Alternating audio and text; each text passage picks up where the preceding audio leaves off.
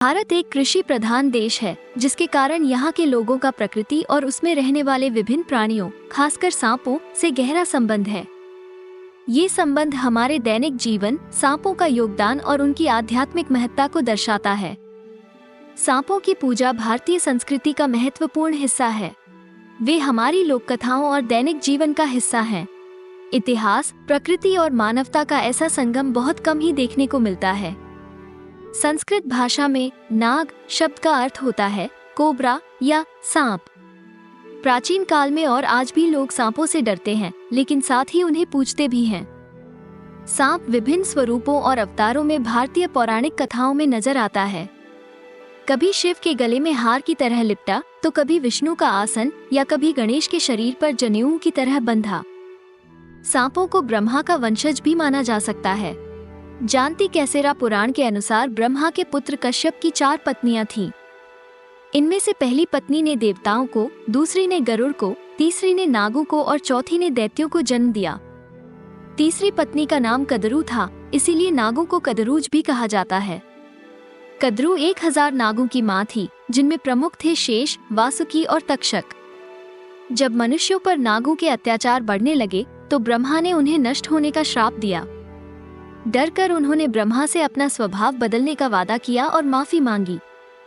अपने लिए एक सुरक्षित ठिकाना पूछने पर ब्रह्मा ने उन्हें पृथ्वी के नीचे बसे 3 लोक, सुतल, वितल और पाताल में बसने का आदेश दिया।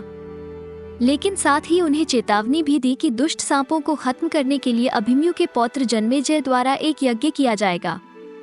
और जन्मेजय ने सांपों को खत्म करने के लिए सर्पशत्र नाम का यज्ञ आयोजित किया, क्योंकि एक सांप के काटने से ही उसके पिता परीक्षित की मृत्यु हुई। जब इस यज्ञ में कई सांप मरने लगे, तब उनके राजा वासुकी नाग ने अपनी बहन मनसा से कहा कि वो अपने पुत्र आस्तिक को यज्ञ स्थल पर नागवंश की रक्षा के लिए भेजें। आस्तिक जन्मेजय के यज्ञ स्थल पहुंचा और वहां मौजूद सभी लोगों की प्रशंसा में गीत गए। जन्मेजय से मिले वरदान के बदले उसने बाकी बचे सांपों की जान बचा ली। कहते हैं कि नागों को जीवनदान मिला उस दिन श्रावण महीने के शुक्ल पक्ष की पंचमी थी। आज इसी दिन नाग पंचमी का त्योहार मनाया जाता है। अभी तुमने जिस वासुकी नाग के बारे में बताया, वही वासुकी नाग को अमृत मंथन के लिए देवताओं और दानवों ने रस्सी की तरह इस्तेमाल किया था। वासुकी शिव का सांप है और हमेशा उनके गले में हार की तरह लिपटा रहता है। ये तो हुआ शिव का नाग, लेकिन पुराणों में विष्णु के साथ भी एक नाग बताया जाता है, जिसका नाम है शेषनाग। माना जाता है कि विष्णु समुद्र के बीच शेषनाग की शैया यानी बिस्तर पर लेटे हुए ही ब्रह्मांड की रक्षा करते हैं। शेषनाग के 1000 सिर बताए जाते हैं। वैसे तो शेषनाग कोई दुष्ट जीव नहीं है, लेकिन उसका वर्णन कुछ अजीब है। कहते हैं पृथ्वी समेत सभी ग्रह उसके सिर पर टिके हैं और उसके सिर हिलाने से भूकंप आते हैं। ऐसा भी माना जाता है कि विष्णु के साथ साथ शेषनाग ने भी कई बार पृथ्वी पर अवतार लिए थे। जैसे राम अवतार के वक्त लक्ष्मण का और कृष्ण अवतार के समय बलराम का अवतार लिया। कृष्ण का नाम लेते ही याद आया उनके बचपन का एक किस्सा, जो वृंदावन की यमुना नदी में रहते थे कालिया नाग से संबंधित है। एक अन्य नाग जो महाभारत में प्रमुखता से आता है, वह है तक्षक।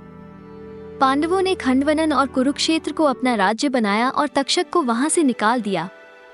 भारत में नागों को समर्पित कुछ मंदिर भी हैं, खासकर दक्षिण भारत में। उनके सम्मान में नागमंडल और नागाराधनी जैसे उत्सव भी मनाए जाते हैं।